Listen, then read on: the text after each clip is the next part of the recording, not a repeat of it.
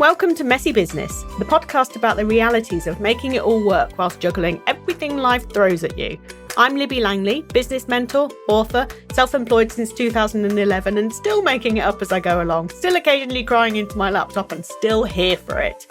This isn't shouting strategy from the rooftops. It's about what's working, what's changing, what I'm experimenting with, all shared so you feel more supported and more human in your own messy business. Here's this week's episode. Enjoy.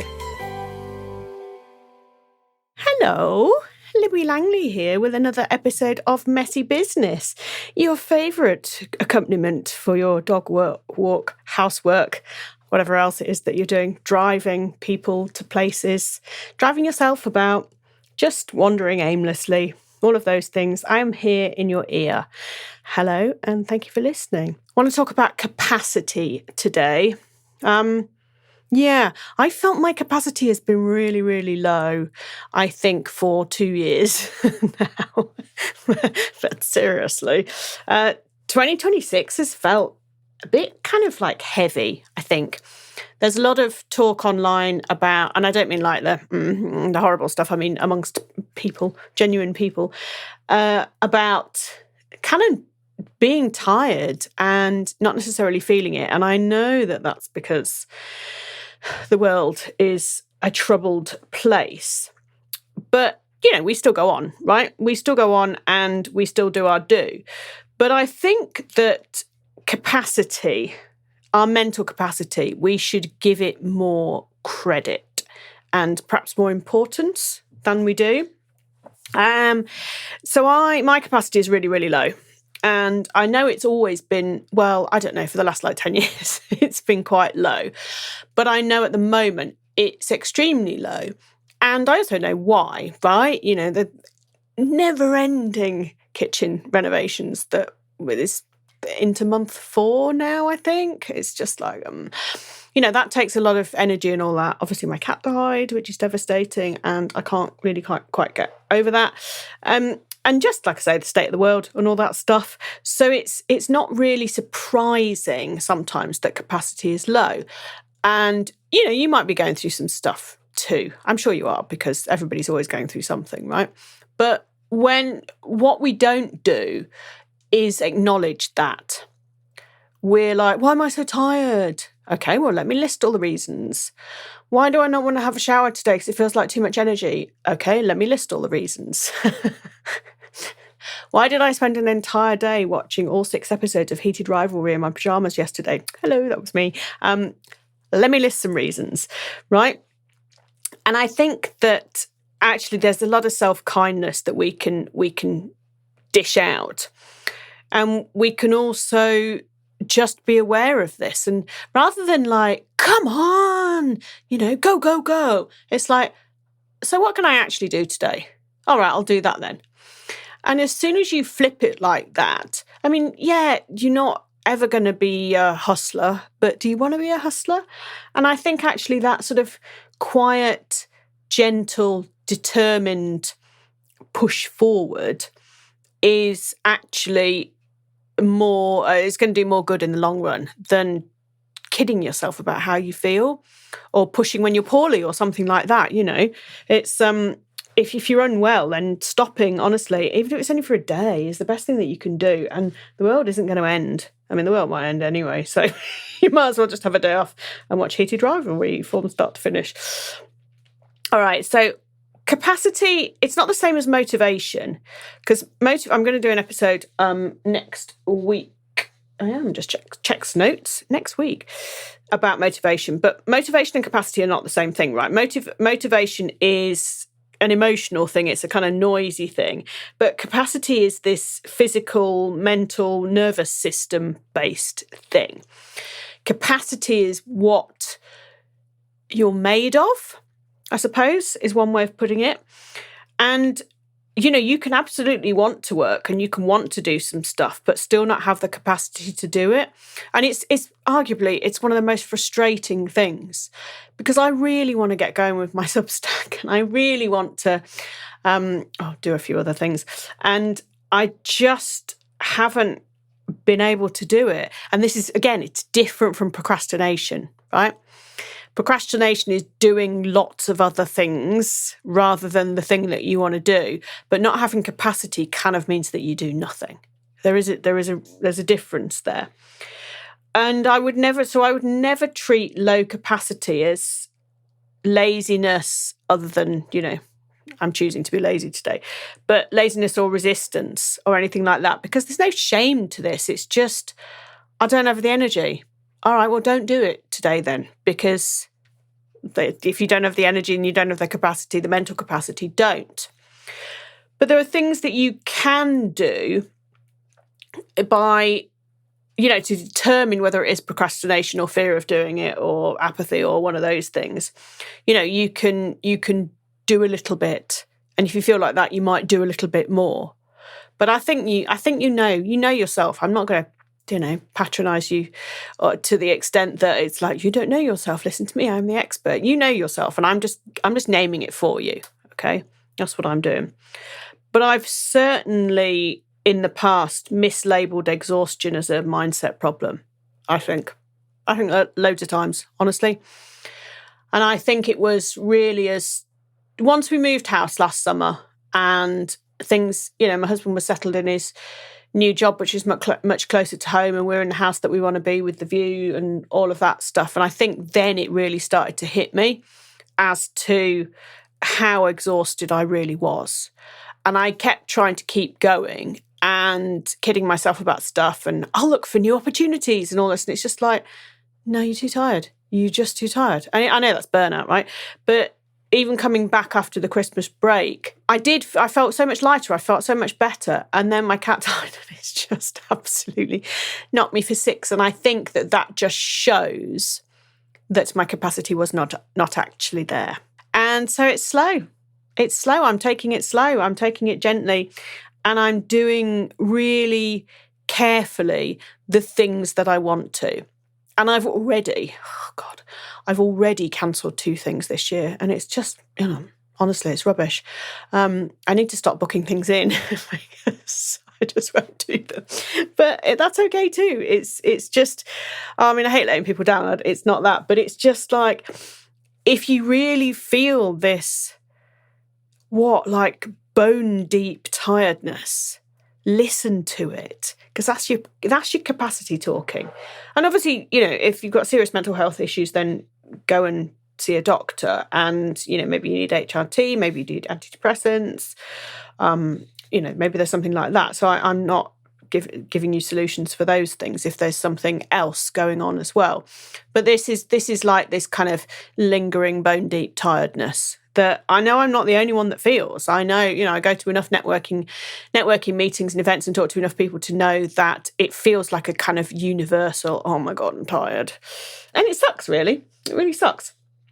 But actually, it's interesting, the January thing, because it's only by a quirk of the Gregorian calendar that January is the beginning of the year.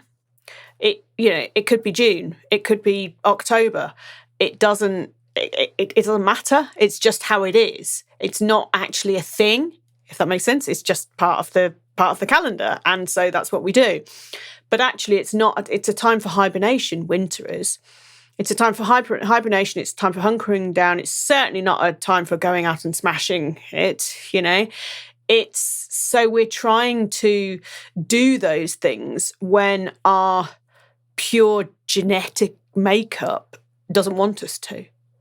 And I think all of those things should also be borne in mind, right? So, low capacity. Let me tell you what it actually feels like. It feels like everything takes longer. It feels like everything is a challenge. It feels like simple, it feels heavy. Simple things feel kind of weirdly difficult and heavy. Decision making is harder. And it's not, you just feel kind of slowed, maybe sluggish, but I don't know if that's quite the right word. It's just, like when you see animals being born, like cows and things, and lambs, and they're trying to walk. They're just trying to walk, and they can't walk just yet. And it's almost like that. It's like, or birds starting to fly, you know? It's like, do you know what? I can't do it yet. So I'm going to have another little go, but I'm all right. I don't need to do it yet. And that's how to think about yourself, really. You know, do the thing that you need to do. Grow your wings stronger, grow your legs stronger. Just be for a while, rather than beating yourself up for not having had a 10 grand January. I mean, you know, there's always February, right? It doesn't, or whatever. It doesn't matter. It doesn't matter, because the only person you're competing against is yourself. And you are the most important thing in the entire world, quite frankly. So you got to look after that. You've got to look after yourself. And I think you'll probably recognise yourself in some of those things. And it certainly isn't a case that you don't care.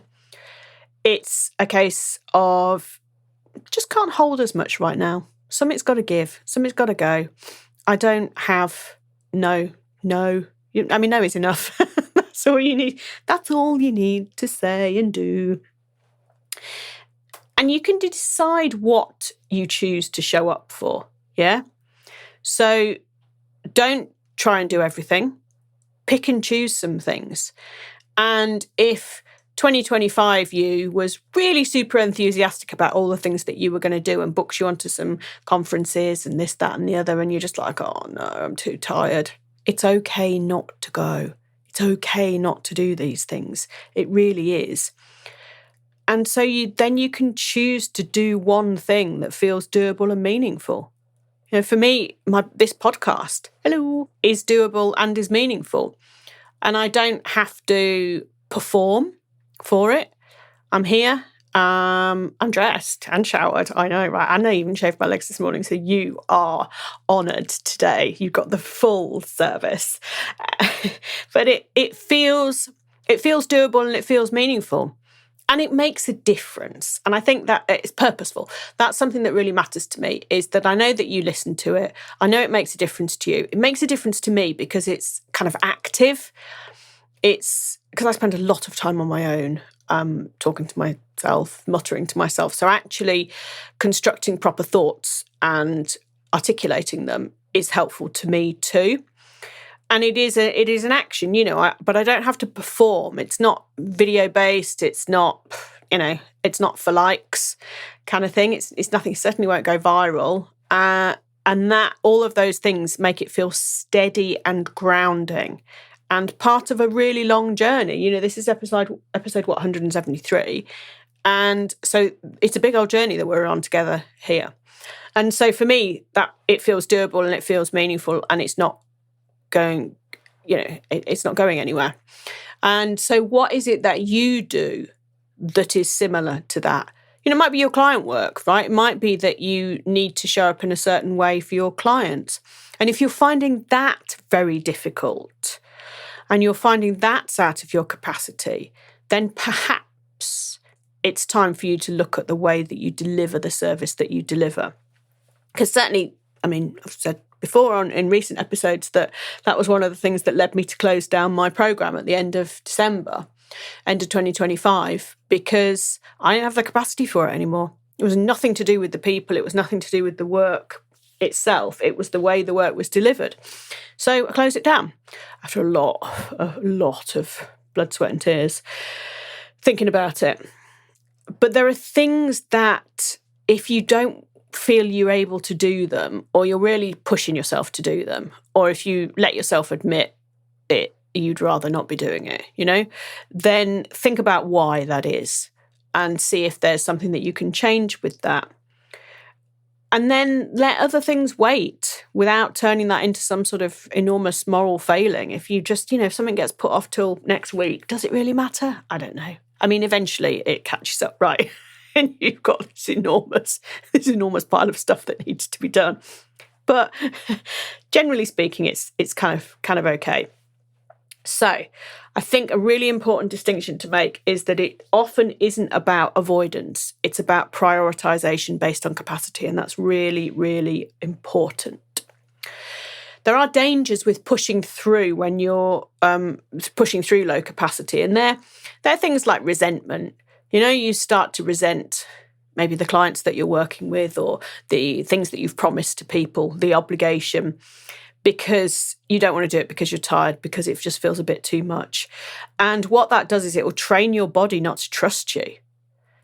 And that's not a cool thing to do, is it? If your brain's going, I don't want to, I'm too tired, and your body's going, here we go, one step in front of the other, then, it's a mismatch thing. And it can often lead to a harder stop later. Burnout can come and force you to stop. Shingles can force you to stop. But also you can find yourself in a place where you don't want to be. Because what if the capacity stays low? What if that is just your capacity?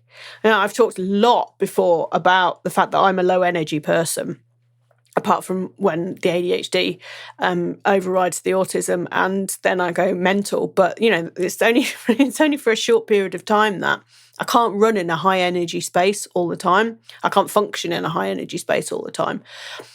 And I know that, and I accept that, and I'm fine with that. It's frustrating sometimes, but whatever, it's fine. I run out of steam pretty quickly on things. And so that's all right. And so I built my life and my business around that. And it's just how it is. I don't think there's anything wrong with that. I don't think there's any shame in that. And so that's something perhaps for you to reflect on. And if you are doing things around how you actually are, rather than how you wish you were. Because, we can all wish we were a bit shinier and a bit whatever. But, I'm not, and I'm too tired to care about it anymore. So, oh dear, there's a real cost to that over time. There really is. And I don't want you to go down that path. And if you're thinking, maybe I see some of this, then that's important for you to change. And that's the kind of stuff that I do with my clients, right? That's the kind of stuff I can help you with. So if you feel like you're at this kind of impasse and you don't know which direction, which path to take, then drop me a message, because that's something that we can work through together, right? I'm very, very good at helping people who need reorientating. And that's what I do. That's my sweet spot, right? If you listen to the sweet spot episode, then you'll know all about that. So, okay, and don't expect anything. I'm not Tony Robbins, nor would I want to be. I'm not going to get you whooping and anything. Absolutely not. I'm just going to help you to go, do you know what? I feel all right now. And that's enough. It's so British, isn't it? I think I want to say to you as well that partial presence still counts, right? Showing up imperfectly is still showing up. Yeah? Doing what you need to do with you, I don't know, maybe you've got a Zoom call and you've got a nice top on, but you've got pajamas bottoms on at the bottom. Doesn't matter, right? You're still showing up. It doesn't matter at all.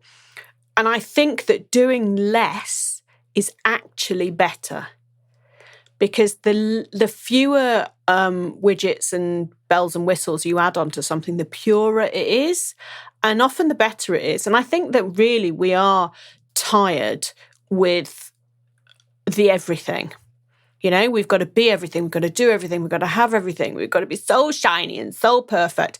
And I think it's just reached a bit of a crescendo where it's like, it's not that. I just cannot do that anymore. I'm going completely feral here. And there's a real release to that, definitely. It's the pressure that there's been in the online world for the last, I think it started with COVID, so what's that, 6 years now? Yeesh. There's been that kind of pressure. It just didn't used to be there the same, but it is now. And it's not helped by the people who shout the loudest and the people who, I don't know, a lot of it's AI generated now, isn't it? But, that kind of bar that you're supposed to hit that is often absolutely unrealistic. And if I see one more person posing in some faceless hotel room in Dubai, it's like, I don't want to go to Dubai. I'm not remotely interested in going there. I don't know why it's become such a pinnacle of success. It's to me, that's so odd. It's not for me. Maybe you've been, maybe you love it, whatever, that's fine. I'd be much more inspired if someone was swimming in a lake in Switzerland or something. But that's just me. See, I'm much quieter, gentle, all these things that I never thought I would ever be. Actually turns out that I am all of them. So there you go. But yeah, my point here was that doing less is often more sustainable, and doing less with honesty and with purpose is definitely more sustainable. And if your work is capacity aware, then it's going to build trust with yourself.